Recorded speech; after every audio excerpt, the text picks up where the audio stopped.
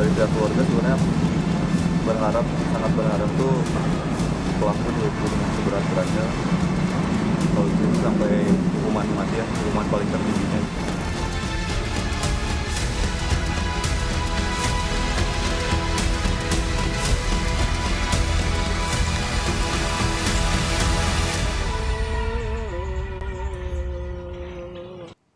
Saudara, pelaku pembunuhan perempuan yang jasadnya dimasukkan ke dalam koper berhasil ditangkap di rumah keluarga istrinya di Palembang, Sumatera Selatan. AA, pelaku kasus jenazah dalam koper, tak berkutik saat ditangkap tim gabungan polisi di rumah istri yang baru dinikahinya di Palembang, Sumatera Selatan. Jejak AA sebagai pelaku pembunuhan Rini Mariani terendus polisi dari rekaman CCTV hotel tempat keduanya terakhir kali terlihat. Usai membunuh korban dan memasukkannya ke dalam koper untuk dibuang di wilayah Cikarang, Bekasi, pelaku kabur ke Palembang.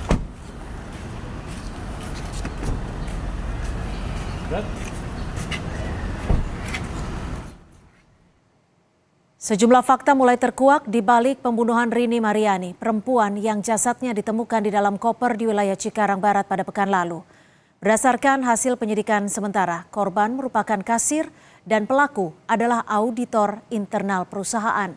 Fakta lain yang ditemukan penyidik, setelah membunuh korban, tersangka menggasak uang sebesar 43 juta rupiah milik perusahaan yang hendak disetorkan bank oleh korban. Kemudian korban itu kan membawa sejumlah uang yang akan rencana disetorkan ke bank. Uang itu adalah uang perusahaan. Uang itu juga diambil oleh tersangka. Korban infonya sebagai kasir dan tersangka sebagai auditor ya di perusahaan yang sama, cuma berbeda cabang. Keluarga Rini Mariani, korban pembunuhan yang jasadnya dimasukkan ke dalam koper dan dibuang di Bekasi, meminta pelaku dihukum seberat-beratnya. Keluarga tak menyangka pelakunya merupakan rekan kerja almarhumah di perusahaannya. Bahkan keluarga sempat bertemu dengan pelaku saat mencari tahu keberadaan korban saat hilang kabar. Kepada pihak keluarga, pelaku sempat menyarankan agar tak melapor ke polisi. Sementara suami korban meyakini pelaku membunuh sang istri karena ingin menguasai uang setoran korban sebagai kasir perusahaan. Atas perbuatannya, keluarga minta pelaku dihukum seberat-beratnya. Kalau dari pihak keluarga sebenarnya sangat berharap tuh pelaku dihukum yang seberat-beratnya, kalau bisa sampai hukuman mati ya, hukuman paling tertingginya. Hari Kamis minggu kemarin tuh sempat bertemu dengan pelaku di kantor pusatnya, dan saya sama anak almarhum yang pertama tuh sempat ngobrol juga gitu dengan pelaku tuh, dan pelaku memang menyarankan saya untuk tidak melaporkan ke pihak berwajib terlebih dahulu, dan menyarankan untuk membicarakan secara kekeluargaan dengan keluarga pihak suaminya. Kalau saya kepinginnya hukuman mati, karena ini yang saya ikuti ini udah si pelaku udah merencanakan. Kedua, dia sangat biadab, jadi dia tahu keseharian dia sebelum udah mempelajari semuanya. Misteri siapa pembunuh perempuan dalam koper yang jasadnya ditemukan di Cikarang Barat, Kabupaten Bekasi, Kamis pekan lalu diungkap polisi. Tersangka pembunuhan bernama Ahmad Arif ditangkap polisi di Palembang, Sumatera Selatan lewat serangkaian bukti yang tercecer di lokasi pembunuhan. Salah satu bukti kekejaman pelaku terekam lewat CCTV di hotel tempat pelaku mengeksekusi korban. Rekaman CCTV memperlihatkan detik-detik pelaku beserta korban masuk ke dalam sebuah kamar hotel di kawasan Bandung, Jawa Barat. Keduanya tiba di hotel pada Rabu 24 April lalu dan setelah kurang lebih 9 jam, pelaku keluar dengan membawa koper berwarna hitam yang berisi jenazah korban. Berdasarkan keterangan polisi, korban dan pelaku merupakan rekan kerja. Dalam kasus ini, pelaku diduga mengincar uang perusahaan senilai 43 juta rupiah yang dikelola korban. Pakar psikologi forensik Reza Indragiri menyebut, dalam mengungkap kasus ini, polisi perlu mendalami latar pembunuhan yang dilakukan pelaku. Yang lain adalah motif instrumental. Bagaimana sang pelaku ingin mendapatkan manfaat tertentu dari diri korban. Nah, persoalannya adalah apakah pelaku memang sungguh-sungguh sejak awal punya niatan untuk menghabisi korban, ataukah ini merupakan tindakan penganiayaan yang mengakibatkan orang meninggal dunia? Itu yang perlu dicek atau diinvestigasi oleh pihak kepolisian. Sebelumnya, Kamis pekan lalu, jasad korban yang berusia 50 tahun ditemukan dalam sebuah koper di wilayah Cikarang, Bekasi, Jawa Barat. Tim Liputan, Kompas TV.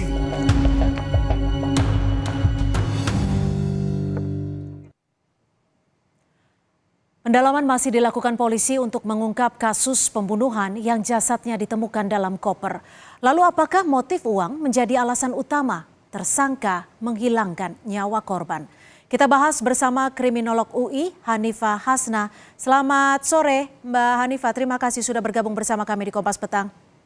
Selamat sore Mbak Cynthia. Ya, Mbak Hanifah, ini kan polisi mengungkap korban membawa uang kantor yang ia kelola selaku kasir saat menemui pelaku.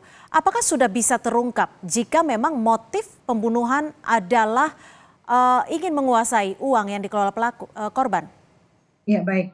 Jadi sebetulnya motif itu ada dua ya, seperti yang disampaikan sama Bang Reza tadi itu. Yang pertama emosi, yang kedua adalah instrumental. Instrumental itu kepemilikan terhadap, antara lain isinya adalah kepemilikan terhadap segala sesuatu gitu ya, baik kedudukan maupun ekonomi dan lain-lain gitu ya. Nah, ini harus diketahui adalah apakah sebelumnya memang ada hubungan tertentu atau tidak sama sekali, hanya murni masalah ekonomi atau masalah uang. Karena kan kita tahu di balik itu semua polisi juga sudah mengungkap bahwa si pelaku ini mengambil uang itu untuk membiayai pernikahannya gitu. Jadi ini harus diungkap lebih jauh. Mbak Hanifah, ini kan pelaku juga sempat menutupi kasus ini kepada keluarga saat keluarga mau mencari korban dan juga dikatakan lebih baik tidak melapor ke polisi. Ini apa yang dilakukan pelaku? Apakah memang sudah ada niatan untuk mengaburkan motif pembunuhan? Sebetulnya ini juga yang harus dilakukan atau diungkap oleh polisi. Tapi menurut saya, dengan dia mengajak korban itu ke suatu tempat, dengan dia menyiapkan tempat khusus untuk menyimpan jasadnya, ini sudah termasuk dalam kejahatan terencana gitu ya. Lalu setiap pelaku itu sudah mengukur tujuannya siapa, targetnya siapa, apa yang akan diambil. Yang ketiga itu sumber daya, kekuatan dari korban itu maupun kekuatan dari diri sendiri. Selanjutnya adalah resiko yang akan dihadapi. Nah, resiko yang akan dihadapi inilah yang membuat pelaku itu bisa membuat skenario baru untuk menutupi perilaku jahatnya tadi itu. Mbak Hanifah, apakah ini sudah bisa dipastikan bahwa ini merupakan pembunuhan berencana atau tidak? Karena kan diduga kejadiannya terjadi di kamar hotel. Dan seperti yang disebutkan tadi oleh Mas Reza bahwa kita tidak tahu apakah penganiayaan yang berujung pada kematian korban atau seperti apa. Menurut Anda seperti apa? Banyak hal yang harus diungkap ya. Terutama seperti ini, ketika Bang Reza tadi bilang, apakah ini ada hubungan khusus gitu ya? Bisa jadi ini menjadi kejahatan atau pembunuhan tidak berencana ketika dua orang tadi itu masuk ke dalam kamar hotel, terus dia sesuai kesepakatan, lalu dibunuh dengan menggunakan barang-barang yang ada di situ, sehingga dia tidak mempersiapkan. Tapi ketika dia membawa ke tempat itu dengan tujuan tertentu, menyiapkan koper untuk memasukkan, artinya ada baju-baju yang tidak masuk ke koper itu lagi, berarti ini sudah direncanakan. Mbak Hanifah, terakhir, ini kalau kita lihat dari rekaman CCTV, tampaknya terduga tidak melakukan pengancaman saat itu karena dilihat dari korban yang dengan sukarela masuk ke kamar hotel. Bagaimana Anda melihat ataupun menilai saat tindakan tersebut? Oke. Jadi oleh sebab itu ya kita perlu tahu apakah kenapa si korban ini merelakan diri diajak ke hotel. apakah sebelumnya punya hubungan khusus sehingga dia merelakan diri untuk menjadi korban dalam tanda kutip ya, merelakan diri untuk masuk ke dalam hotel itu. Atau ada iming-iming tertentu apa gitu, apa sejauh mana kedekatan mereka. Sehingga biasanya perempuan diajak ke hotel kan dia tidak mau gitu loh. Apakah ada rapat tertentu? Kalau rapat tertentu apakah harus masuk ke dalam kamar hotel gitu ya? Ini yang harus diungkap oleh polisi. Benarkah hanya rekan kerja atau ada hubungan lain sehingga korban bisa memberikan dirinya untuk dibawa ke tempat yang sangat-sangat bahaya karena sangat-sangat privasi. Mhm. Mbak Hanifa, kalau korban sudah meninggal dunia, sudah kehilangan nyawanya, studi forensik apa yang bisa dilakukan untuk mengungkap secara menyeluruh penyebab kematian korban? Oke, jadi yang tadi itu diungkap dari CCTV itu termasuk forensik, sebagian dari forensik. Selebihnya adalah apa yang dilakukan dalam proses pembunuhan itu. Kan kita tahu ya, kepalanya kepalanya remuk gitu ya. Jadi menggunakan barang apa si pelaku itu melakukan pembunuhan.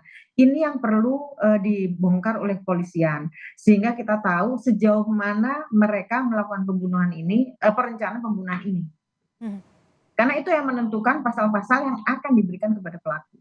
Baik, terima kasih atas perspektif Anda, Hanifa Hasna, kriminolog UI, sudah bergabung bersama kami di Kompas Petang. Selamat sore. Terima kasih Mbak Cynthia.